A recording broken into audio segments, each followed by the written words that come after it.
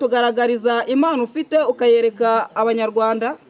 Njyewe impano mfite impano nyinshi ariko mu by'ukuri mfite ikibazo cy'ubumuga bwo mu mutwe ndetse no mu mavi, ariko nshobora gukina ndi umusinzi nk'urugero amaja, ariko ukunda kunyana nk'umonye iyo ni toilette cyangwa ne dushe sha nakwereka noneho iyo ngiyo ni impano imwe mfite. Iyindi mfite nshobora kuba umukecuru, niko mwana wa, ariko mwana wa ukunda kwiheha, nyamara mwana ujye wihaha kuko ni byiza.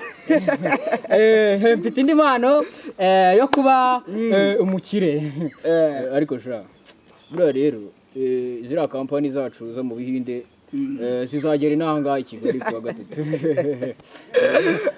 Ngira ngo mfite n'indi mpano ariko yo ntabwo nyikubwira.